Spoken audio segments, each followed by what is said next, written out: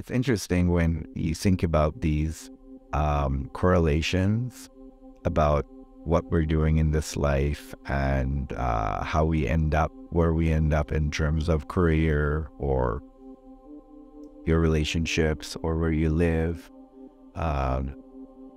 and your friendships and your enemies and your likes and dislikes. There is rhyme and reason behind all of it. So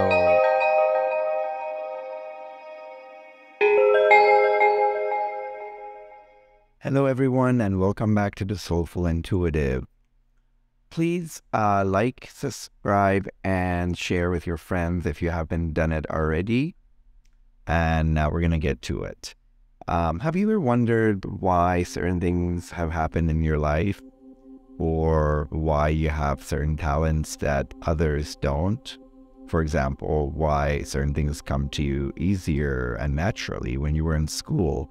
Why were you inclined to get geometry and not necessarily physics? Why did you find yourself interested in philosophy and history but not, let's say, mathematics? Why is it that you like small crowds but not big crowds? And why is it that maybe you vibe with certain crowd of people as opposed to others? So when I was younger, in my late teens and early 20s, I was struggling with these questions, and it was just about the time where I think an older friend of mine introduced me to the topic of karma and past lives, and I was just trying to learn more and more about it. And by the way, this is the early days of internet, relatively speaking, so I went online and I found this website that you could just give your name, your time of birth, your place of birth, and it would basically calculate your karmic report. As a matter of fact, it was called the Karmic Report. So I gave the year, time, date, and the place, and the name.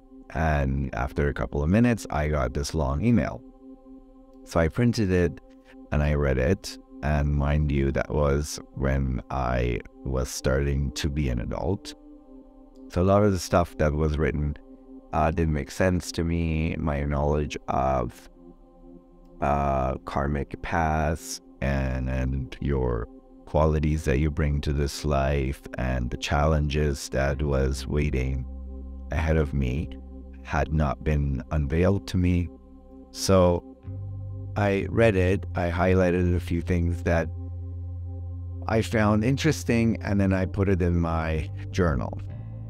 And every now and then I would go and read them if I was moving and I would come across that journal, or if I was like trying to find a book and I would come across the same thing, I would flip through it. And as I got older, it started to reveal itself to me more and more. And last week, in the spirit of ending the winter and beginning the spring, and basically the natural new year, I was just thinking about that journal. So I went and got it, and I was reading about it, and I came across so many things in that report that now seems 100% true, and I wanted to share that with you. So the topic today is Karmic Report, and for those of you that this is new, I don't expect you to believe in it or to understand it right away, just like how I didn't get it when I was 20 or 19. But I encourage you to sit through it and maybe listen to it, and listen to it with an open mind. So the report had three different parts. It's your moon, at the time of your birth, what planet moon is in what planet, your rising sun, and your ascendant. So basically your moon, your sun, and your ascendant. or rising star. So the moon, which for my case was in Capricorn, for represents what you're bringing to this life in terms of your past karma. The sun represents what you are planning or you have planned to achieve in this lifetime, in terms of qualities and experiences. And your ascendant is the qualities that you have acquired in many, many lifetimes that you have lived and come to you naturally. So, for example, for me, the qualities that always came to me naturally was I was good with words. I was always good at writing essays in school. I was very good in poetry and literature, and reading poetry just came to me naturally, and I speak two languages, and it came to me easily in both of them. I just got metaphors. I could just analyze a poem, and I didn't even have to be afraid of raising my hand in classes if the prof or the teacher was asking about the class's opinion or maybe certain points of like deeper meanings or the analogy of the poem. So that came to me naturally. I love geometry, and I remember that I always raise my hand to just go by the board and, let's say, give it a try to solve these problems, and I highly enjoyed it. I didn't have to study for it much. It was just one of those things that was easy to me. Other things that were easy for me or just came naturally was forms and shapes and designs, especially spatial designs and ratios and proportions. And when you're younger, you realize, you think that everyone has the same qualities as you because your maybe approach to life is a bit immature and self-centered. And then as you get older, you realize that no, you have your own certain experiences, and you have, a set of gifts, and then other people have theirs, and that's why collectively we're perfect. We're all encompassing, but individually we all have our own gifts.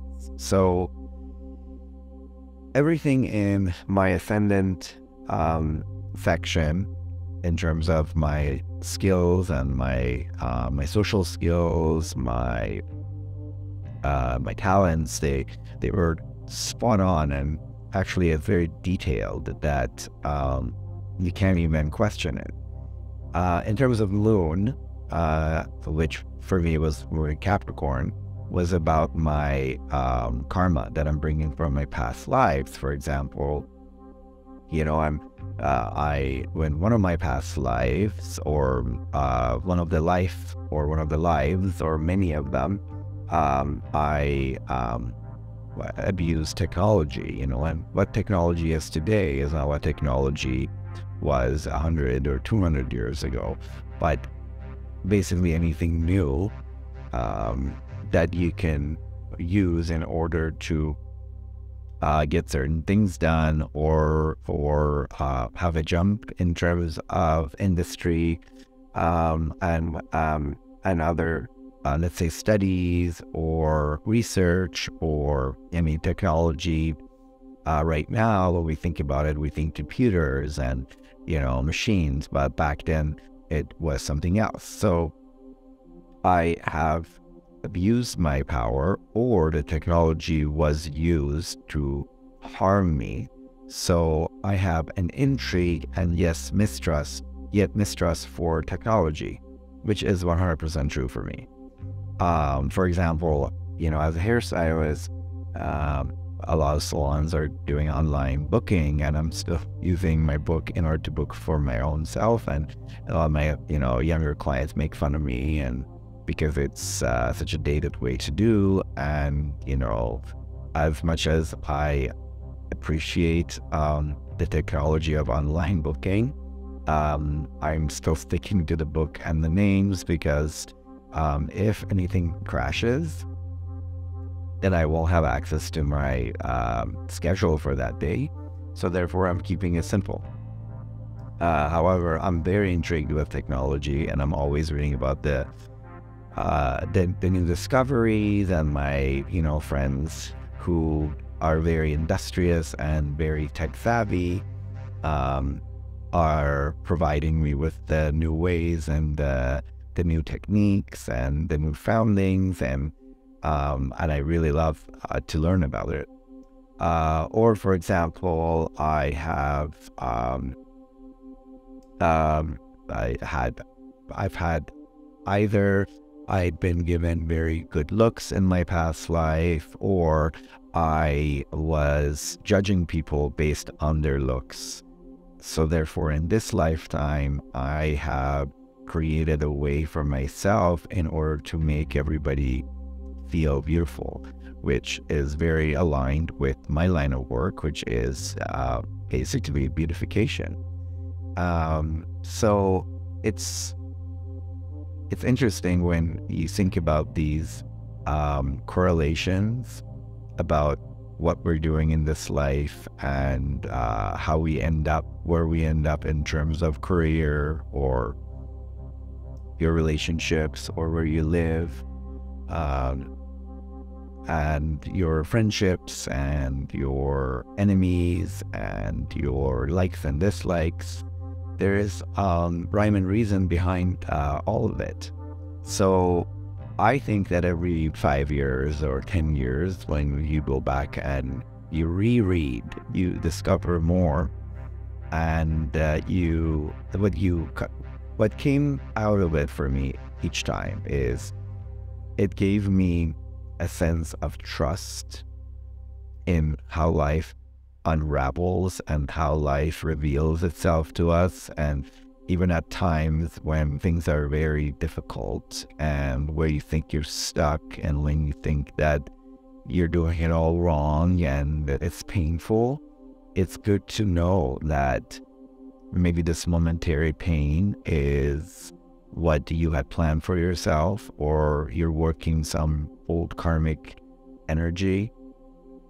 Maybe for me, for example, it said that I had the position of authority in many lifetimes and I had abused it. So this lifetime I will have a difficult relationship with authority, especially in early years of my life, where for most of us, the figures of authority are our caregivers, and we really don't have much saying because they control our lives and they provide for us food, shelter, and love and care. And there are disciplinarians, and we just have to take it.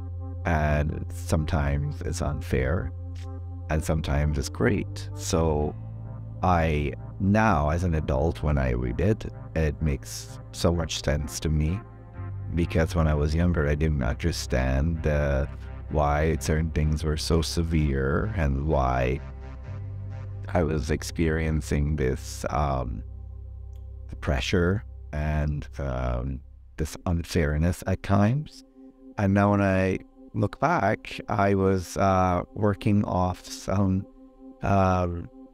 karma, and which should remind us at all times that everything we do in life comes back in a circle. And when you're in school, they teach us this idea of just straight lines, and straight lines, they just don't exist. Straight lines is when you zoom in, because even if you look at a circle, if you zoom in close enough, it's a straight line.